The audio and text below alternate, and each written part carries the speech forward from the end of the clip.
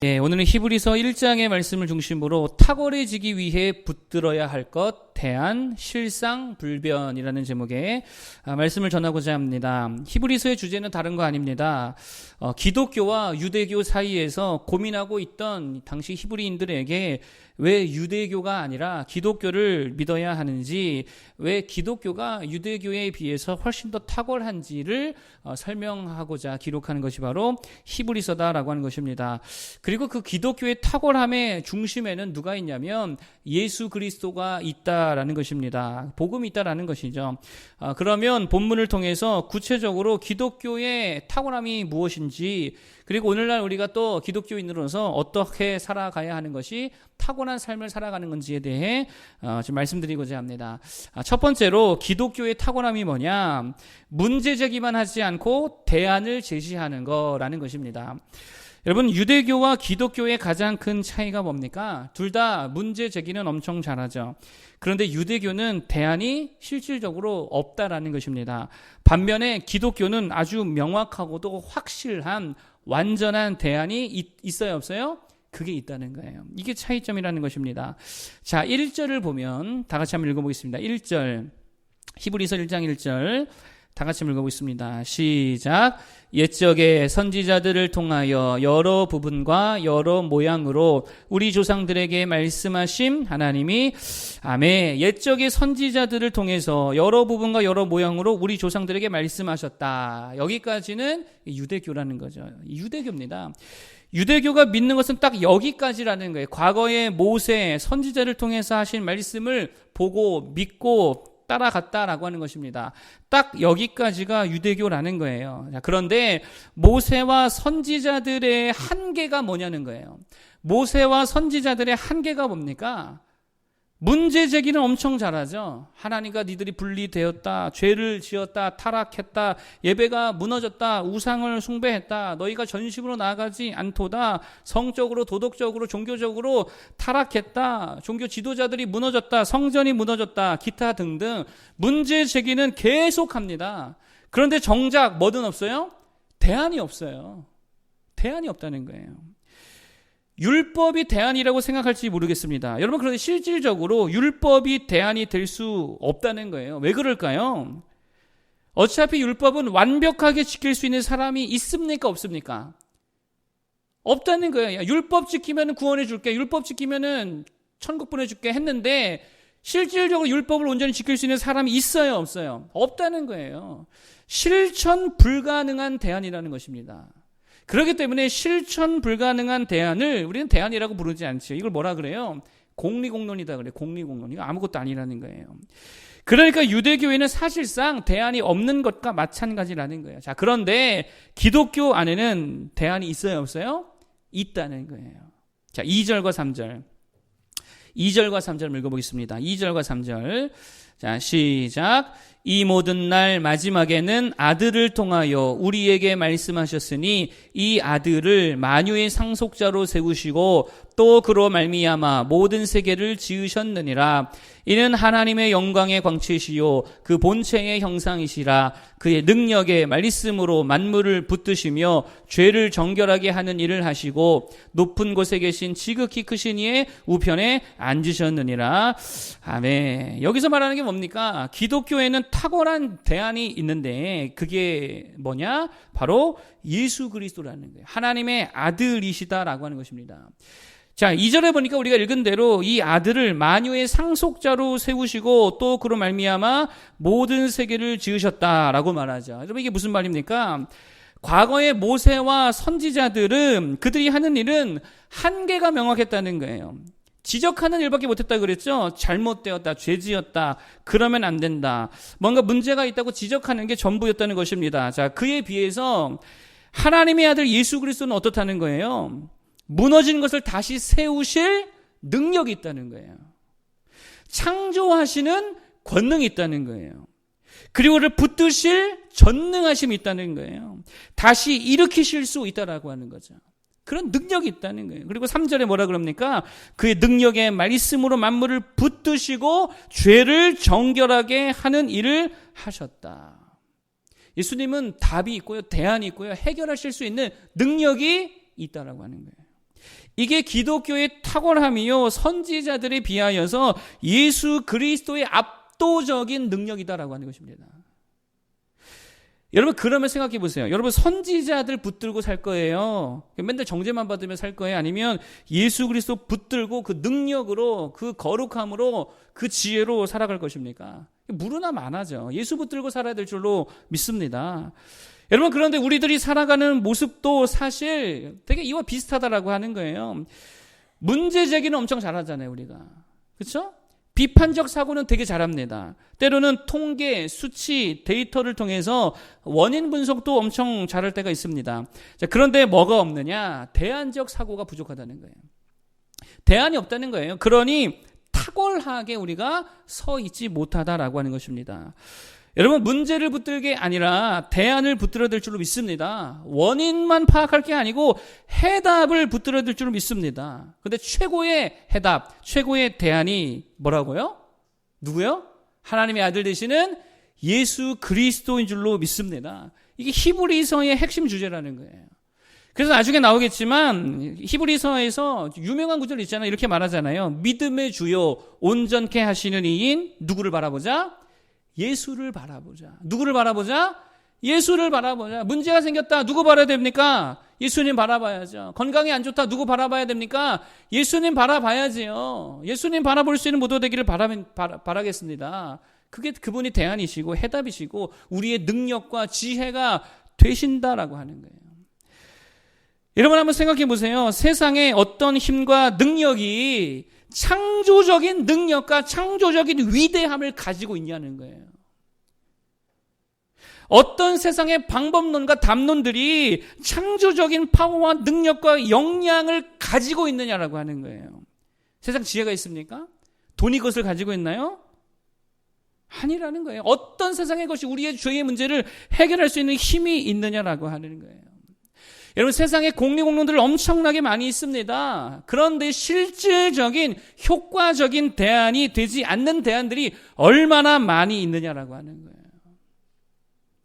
제가 처음에 개척하고요. 우리 예수님교회가 성도가 4명, 5명일 때 한 대형교회 목사님과 이야기를 나눈 적이 있습니다.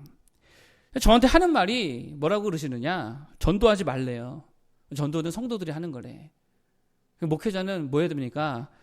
성도들 제자훈련 시키라는 거예요. 그러면 제자훈련 받으면 성도들이 알아서 하게 된다고. 그래서 제가 물었어요. 제자훈련 할 사람이 없는데요. 그럼 전도부터 해야 되는 거 아니에요? 할 사람이 없는데 무슨 제자훈련을 합니까? 여러분 보세요. 이거는 대안이 아니라는 거죠. 뭔가 대안을 주겠다고 저한테 대안을 줬지만 이게 저에게는 실질적인 대안이 돼야 안 돼요. 안 된다는 거예요. 그런데 어떤 목사님은 그러더라고요. 죽어라고 하나님 의지하고 기도하세요, 목사님.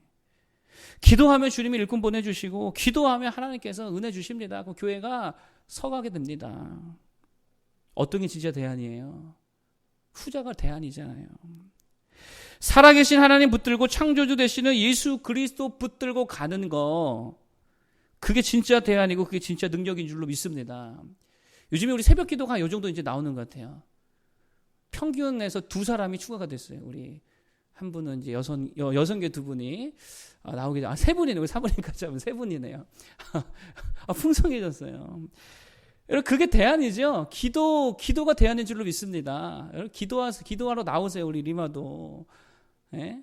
그러면 문제에 하나님 붙들어 줄 줄 믿습니다. 문제가 해결되지 않으면 그 문제를 그냥 없애버리실 줄로 믿습니다. 하나님 그런 창조적인 능력이 있잖아요. 권능이 있잖아요. 예수님을 대안 삼아 살아가는 모두 되기를 바라겠습니다. 한 목사님께서 개척하고 초창기에 이제 문을 닫아놓으면 안 되니까 늘 교회 문을 열어놓고 교회에 와서 공부도 하고 교회에 와서 이제 뭐 기도도 하면서 하루 종일을 교회에서 보냈다라고 합니다. 자, 그러던 어느 날 이제 개척교회 목사님이니까 수입이 없잖아요. 그래서 이제 먹을 게 다 떨어졌다라고 하는 거예요. 목사님이 괴로움 가운데에 교회에서 기도하고 있었다라고 합니다. 그런데 갑자기 교회 뒷문에서 뭔가 툭 하는 소리가 나더라는 거예요. 그래서 혹시나 누가 교회에 오셨나 해가지고 달려나갔다라고 하는 거예요. 가보니까 쌀 2포대가 덩그러니 놓여 있더라는 것입니다. 그리고 그때부터 2년이 넘도록 매월 첫 번째 주일 수요일만 되면 익명인으로부터 쌀 2포대가 배달이 됐다라고 하는 거예요. 배달원에게 누구냐고 물어봐도요, 모른다는 거예요. 그냥 자기는 배달만 한다고. 여러분 잘 보세요. 누가 대안이고 무엇이 대안입니까? 예수님이 대안이고 주님 이름으로 기도하는 것이 정말 가장 탁월한 대안이 되는 줄로 믿습니다. 대안 없이 문제만 제기하는 자로 살지 말고 정말 하나님 붙들고 예수 그리스도 붙들고 말씀 붙들고 기도 붙들고 나아가는 모두가 되기를 바랍니다. 이게 진짜 탁월한 삶을 살아가는 비결이고요. 기독교인의 놀라운 능력의 삶인 줄로 믿습니다. 두 번째로 기독교의 탁월함이 뭐냐? 허상이 아닌 실상을 붙드는 것이다 라고 하는 거예요. 여러분 기독교는 허상의 종교가 아니라 실상의 종교인 줄로 믿습니다. 자, 4절 볼까요? 4절 읽어보겠습니다. 시작. 그가 천사보다 훨씬 뛰어남은 그들보다 더욱 아름다운 이름을 기업으로 얻으심이니 아멘. 자, 여기 보면 예수님이 천사보다 뛰어나다라고 말하고 있죠. 왜 천사와 예수님을 비교했을까요? 당시 유대인들에게는 천사 숭배하는 그런 모습들이 있었대요. 천사를 숭배했대요. 그래서 골로새서 2장 18절에 보니까 아무도 꾸며낸 겸손과 천사 숭배를 이유로 너희를 정죄하지 못하게 하라 이렇게 말합니다. 그러니까 유대인들에게 있어서 천사 숭배가 공공연히 있었다라고 하는 거예요. 여러분 그런데 생각해 보세요. 천사 숭배는 허상입니까? 실상입니까? 허상이에요? 실상이에요? 이게 다 허상이죠. 천사가 와서 뭐 말씀을 주기랍니까? 천사가 뭐 기도에 응답해 주기랍니까? 무슨 문제 해결해 줍니까? 우리에게 능력을 주기랍니까? 그거 아무리 섬기고 숭배하고 해봐야 아무것도 아니 허상일 뿐이다라고 하는 거예요. 무의미하다는 것이죠. 그런데 예수 그리스도는 어떻지요? 예수 그리스도는 허상이니까 실상입니까? 실상이잖아요. 2000년 전에 오셨어요? 안 오셨어요? 육신을 입고 오셨잖아요. 오셔서 말씀해 주셨잖아요. 병든 자를 고쳐주셨잖아요. 귀신을 내쫓아 주시고 우리와 함께 하시고 발을 씻어 주셨고 십자가 고난을 당하시고 죽었다 부활하심으로 우리의 구원을 이루셨다는 거예요. 허상이 아니라 실상이라는 거예요. 하나님의 나라를 몸소 우리에게 친히 보여주셨다라고 하는 거예요. 방향 제시를 분명하게 해주셨다는 거예요. 목적을 분명하게 정해주셨다는 거예요. 예수님처럼 살라고 우리에게 똑똑하게 알리시고 보여주셨다라고 하는 거예요. 여러분 천사처럼 살라고 한다면 그거 어떻게 살아야 돼요? 그 실체가 있습니까? 없잖아요. 그런데 예수님처럼 살라 그러면 실체가 있어요? 없어요? 있잖아요. 예수님의 인격을 닮아가고 예수님의 삶을 닮아가고 실상이라는 거예요. 이게 기독교의 탁월함이라는 거예요. 좀 쉽게 설명하기 위해서 한 예를 좀 들어보겠습니다. 제가 오늘 읽은 책인데 꽃들에게 희망을이라는 책이 있습니다. 그림이 섞여 있고 글자가 적어요. 동화책인 줄 알았어요. 되게 한 150페이지 되는데 글자가 한 페이지에 한 몇 줄 되지 않기 때문에 금방 읽습니다. 여러분도 한번 찾아서 읽어보세요. 꽃들에게 희망을. 지은이는 트리나 포올로스라고 하는 지은입니다. 이북으로 2,000원밖에 안 해요. 여러분은 그냥 사서 보세요. 자, 이 책은 애벌레에 관한 이야기인데 줄무늬 애벌레가 등장합니다. 줄무늬 애벌레. 이 애벌레가요, 세상에 태어나서 태어나자마자 자기가 태어난 그 풀잎을 막 뜯어먹기 시작합니다. 계속 뜯어먹습니다. 그러다가 그냥 이렇게 먹고 살찌우고 사는 것만이 인생의 전부가 아니다라고 생각이 들어서 나무 아래로 기어서 내려오게 되어집니다. 내려와 봤더니 수많은 애벌레들이요 어느 한 곳으로 무리지어서 막 떼지어서 가게 되는 것을 목격하게 되어져요. 그래서 그들을 따라가 봤더니 애벌레들이 엄청나게 많이 모여 있는데 서로가 서로를 짓밟으면서 막 올라가려 하고 있고 수많은 애벌레들이 있으니까 이 애벌레 기둥이 이렇게 좀비 기둥처럼 애벌레 기둥이 이렇게 되어 있다라고 하는 거예요. 그리고 그 애벌레 기둥이 거의 하늘 끝까지 닿아 있는데 그 꼭대기에는요 구름 때문에 보이지 않더라라고 하는 거예요. 자, 그럼에도 불구하고 그 보이지 않는 꼭대기를 향해서 올라가려고 애벌레들이요 막 엄청나게 경쟁하면서 꼭대기를 오르고 있다라고 하는 것입니다. 여러분 잘 보세요. 저 꼭대기에 뭐가 있는지도 모르면서 모두가 경쟁하면서 그 꼭대기에 올라가려고 서로를 짓밟고 있다라고 하는 거예요. 이게 뭐예요? 허상을 붙들고 사는 모습이라는 거예요. 허상. 뭐가 있는지 모르거든요. 본 적도 없어요. 그런데 다 가니까 따라가고 있다는 거예요. 자, 그러던 어느 날 주인공이 거의 꼭대기까지 올라가게 되어집니다. 자, 그런데 이미 먼저 꼭대기까지 올라가는 하나의 애벌레의 외침을 듣게 되어지는데요. 이렇게 외치는 거예요. 이 꼭대기에는 아무것도 없어. 그렇게 어렵게 해서 그렇게 경쟁해서 끝까지 올라갔는데 이 꼭대기에는 아무것도 없더라는 거예요. 그러면서 작가가 전지적 작가 시점으로 이렇게 글을 읽습니다. 그곳은 아래에서 볼 때만 훌륭하게 보인 것이었습니다. 아래에서 볼 때만 훌륭하게 보인 것이었습니다. 그런데 막상 끝까지 갔더니 아무것도 없더라는 게 허상이더라는 거예요. 여러분, 이게 우리가 살아가는 모습이라는 거예요. 그냥 막연히 좋아 보여서 다 그렇게 살아가니까 나도 그래야 하는 줄 알고 살고 있더라는 거예요. 근데 막상 가봤더니 아무것도 없더라는 거예요. 이게 우리들의 인생들의 모습이라는 것이죠. 그걸 꼬집고 있는 모습이겠죠. 자, 근데 그러던 중에 이 줄무늬 애벌레가 하늘을 날아다니는 노란 나비를 보게 되집니다. 그리고 충격에 휩싸이게 되는 거예요. 그리고는 자신도 나비가 될 수 있겠다라고 하는 믿음을 갖게 되어집니다. 자세한 제가 좀 생략할게요. 여러분 잘 보세요. 이제는요, 나비를 봤잖아요. 실상을 봤잖아요. 허상이 아니라 실제로 날아다니는 이 나비의 모습을 바로 눈앞에서 똑똑히 목격했다는 거예요. 그때부터 그걸 붙든 거죠. 실상을 붙든 거예요. 그때에 이 애벌레가 이렇게 고백합니다. 난 나비를 보았어요. 분명 더 나은 삶이 있을 거예요. 봤다는 거예요. 실상을. 그리고 다른 애벌레들이 고치가 되어서 죽어버린 장소에 기어 올라가서 나비로 변화된 모습이 그 자리겠죠. 거기로 기어 올라가서 나도 이처럼 한번 해보자 해가지고 매달린 채로 고치가 되어버리죠. 그리고 결국 나비가 됐을까 안 됐을까요? 나비가 됐다는 거예요. 여러분 잘 보세요. 노란 나비는요, 마치 예수 그리스도와 같다는 것입니다. 우리에게 허상이 아닌 실상을 보여줬다는 거예요. 이렇게 살라고. 애벌레가 아닌 나비가 되라고, 허상을 쫓지 말라고 비전을 주시고 말씀해 주시고 예수님께서 친히 삶의 모범을 역사적 상황 속에서 우리에게 실제로 보여주신 실상이 되셨다라고 하는 거예요. 여러분, 그런데 우리는 어떻게 살고 있다고요? 줄무늬 애벌레처럼 살고 있다는 거죠. 허상을 쫓고 있다는 거예요. 다 그렇게 사니까. 사실은 아무것도 없는데, 사실은 실체가 없는데 그런 우리들에게 주님은 말씀하고 있다는 거예요. 명확하게 인생이 뭔지, 목적이 뭔지, 인간이란 어떻게 살아야 되는지, 어디를 향해 가야 되는지, 누구처럼 살아야 되는지를 노란 나비가 찾아와서 알려주고 보여주는 것처럼 그 실상을 보여주었다라고 하는 거예요. 그게 기독교입니다. 남들처럼 세상처럼 그런 가치관을 따라 허상에 휘둘리지 아니하고 예수님 따라, 말씀 따라 그 기준을 가지고 살아가기를 바랍니다. 그게 정말 탁월한 삶이라는 거예요. 허상 붙들지 말고 예수 그리스도라고 하는 실상을 붙들어서 승리하는 모두가 되기를 바랍니다. 마지막 세 번째로 기독교의 탁월함이 뭐냐? 불변성을 붙드는 거라는 게. 뭐를 붙든다고요? 불변성을 붙드는 거예요. 10절과 11절. 10절과 11절 한번 읽어보겠습니다. 10절과 11절 시작.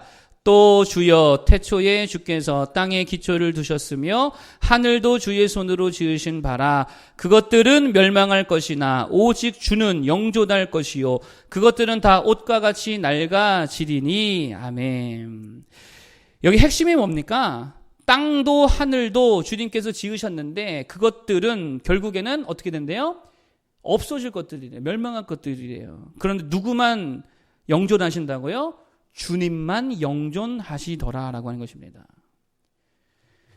유대교인들이 붙들었던 선지자도 죽었어요, 안 죽었어요? 죽었죠. 천사들도 어떻게 될까요? 언젠가는 없어지고 무너지고 타락하고 그럴 거 아니에요. 세상 모든 것은 다 변하고 없어지고 죽고 늙지만 오직 주님만이 영존하신다는 것입니다. 주님만이 변치 않으시는 줄로 믿습니다. 그러면 뭐 붙들고 살 거예요? 변하는 거 붙들고 살 거예요? 안 변하는 거 붙들고 살 거예요? 안 변하는 거 붙들고 살아야 될 줄 믿습니다. 그게 기독교의 가치라는 거예요.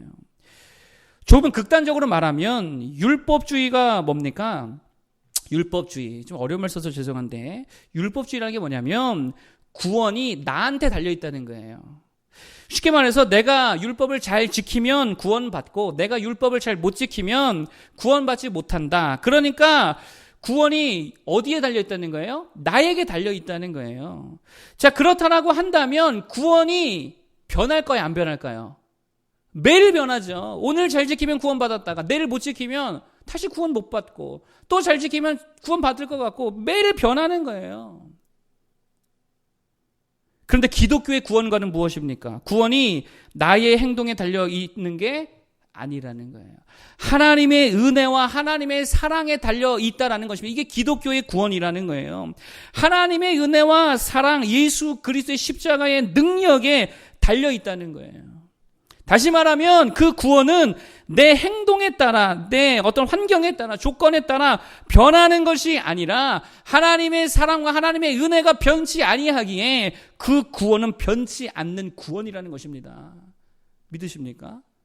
이거 붙들고 가야죠. 내가 실수했다 하더라도, 내가 범죄했다 하더라도 하나님의 은혜는 여전하기에 구원이 바뀌어요, 안 바뀌어요? 안 바뀐다고요. 주님이 우리를 붙들어 주신 줄로 믿습니다. 조금만 더 어려운 얘기 해볼게요. 여러분, 믿음의 주체가 누구입니까? 믿음을 일으키는, 내 안에서 믿음을 일으키는 주체가 누구입니까? 나입니까? 성령 하나님이십니까? 성령 하나님이라는 거예요. 내 안에 믿음을 일으키는 주체는요, 성령 하나님입니다. 제가 이걸 너무나도 잘 알아요. 왜냐? 제가 중고등학교 시절에 정말 믿고 싶었는데요, 믿고 싶어도 안 믿어지더라고요. 믿고 싶어도 안 믿어져요. 성령께서 우리 안에 믿음을 일으켜 주실 때에만 믿어지게 된다는 거예요. 제가 이걸 너무나도 잘 알고 있습니다. 그러니까 내 안에서 믿음을 일으키는 주체는 내가 아닙니다. 내 의지가 아닙니다. 성령 하나님의 역사인 줄로 믿습니다. 이 말은 내게 믿음을 시작하신 성령께서 마지막 날까지 이 믿음을 끝까지 지키신다는 게, 안 지키신다는 거예요. 지키신다는 거죠.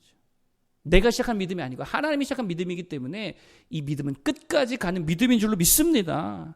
이게 성경의 약속이라는 거예요. 왜요? 하나님 불변하신 하나님이시니까. 그런데 믿음의 주체가 나라고 생각하면 어떨까요? 믿음이 맨날 오락가락하겠죠. 그럼 구원도 왔다 갔다 하겠죠. 그러나 믿음의 주체가 누구라고요? 성령인 줄로 믿습니다. 그렇기 때문에 구원은 변치 않는 구원이 되는 줄로 믿습니다. 이게 기독교의 탁월성이라는 거예요. 그러면 가장 안전하고도 견고한 삶은 누구를 붙드는 삶입니까? 그 변치 아니하시는 하나님을 붙드는 삶이어야 될 줄로 믿습니다. 예수 그리스도 붙들어야 될 줄로 믿습니다. 왜요? 그분은 변치 않으시니까. 그러면 바보 같은 삶은 뭐예요? 변덕을 붙드는 삶이죠. 맨날 바뀌는 거, 이거 붙들고 살아가는 삶. 사람의 감정 붙들고 바뀌잖아요. 맨날 아침 저녁으로 바뀌잖아요. 사람을 붙들고 사람도 바뀌잖아요. 돈 바뀌어요, 안 바뀌어요? 맨날 바뀌죠. 변하잖아요. 여러분, 언제 내가 가진 돈의 가치가 확 떨어져서 휴지 조각이 될 수도 있다라고 하는 거예요. 그거 붙들고 살다가 그거 아니라는 거예요. 인기 오락가락 합니까, 안 합니까? 평생 영원합니까, 인기가? 아니죠. 사람의 인기라는 거 마찬가지로 엄청난 변덕이 있다라고 하는 거예요. 내 실력도 마찬가지죠. 시대가 변하면 내 실력도 한순간에 껌이 될 수 있다라고 하는 거예요. 그러니까 가장 탁월한 삶이 뭐냐, 가장 견고한 삶이 뭐냐, 변하지 않는 것을 붙드는 삶인 줄로 믿습니다. 그래서 지난주에 뭐라고 말씀드렸냐면 숫자와 지표 붙들지 말아라 그랬죠. 왜요? 그러면 바뀌니까. 하나님을 붙들어 줄 믿습니다. 하나님께서 우리에게 부어주신 목적을 붙들어야 된다는 거예요. 하나님께서 부여하신 목적은 변합니까, 안 변합니까? 그건 안 변해요. 교회의 존재 목적 변해요, 안 변해요? 안 변하죠. 그러니까 우리가 교인 수를 붙들고 재정 금액을 붙들면 안 된다는 것입니다. 교회의 존재된 목적을 붙들어야 된다는 거예요. 하나님께 대해, 성도에 대해서 하나님을 기쁘시게 하는 목적, 성도의 삶을 더 나아지게 하는 이 목적을 붙들 때에 탁월하고 좋은 교회가 된다는 거예요. 가정도 마찬가지죠. 통장 잔고 붙들면 그 가정 맨날 싸울 수밖에 없습니다. 하나님이 가정을 주신 그 목적을 붙들어야죠. 가정의 목적이 뭡니까, 여러분? 가정의 목적이 뭐예요? 결혼의 목적이 뭐예요? 결혼의 목적이 뭐냐고. 서로가 서로에게 뭐가 되는 거예요? 돕는 배필이 되는 거예요. 가정은요, 이 목적 안에 서야 됩니다. 돕는 배필, 돕는 사람들이 되어야죠. 연약함을 채워줘야지요. 각자의 연약함을, 부분들을 채워줄 수 있는 가족 구성원이 될 때, 이 목적에 충실할 때에 그 가정의 공동체가 온전히 세워지게 될 줄로 믿습니다. 변치 않는 걸 붙들어야 된다는 거예요. 하나님을 붙들고 예수 그리스도 붙들고 말씀 붙들고 말씀 안에 사명과 목적 의식 그거 붙들고 타고난 삶을 살아가는 우리 모두가 되기를 바라겠습니다. 자, 오늘 세 가지를 말씀드렸습니다. 첫 번째, 문제 제기만 하는 삶을 살지 말고 대안을 붙들어라. 유일한 대안 누구라 그랬어요? 예수 그리스도 붙드는 자들 되길 바랍니다. 두 번째, 허상이 아닌 실상을 붙들라. 남들이 다 한다고 그저 따라가는 것이 아니고 그거 허상이라 그랬죠. 아무것도 아니고 쫓지 말고 주님께서 친히 말씀해 주시고 보여주시고 우리에게 친히 알려주신 주님의 인격, 주님의 삶, 주님의 말씀 붙들고 나아가기를 바랍니다. 세 번째, 변하는 것 붙들지 말고 변치 않는 것 붙드는 모두가 되기를 바라겠습니다.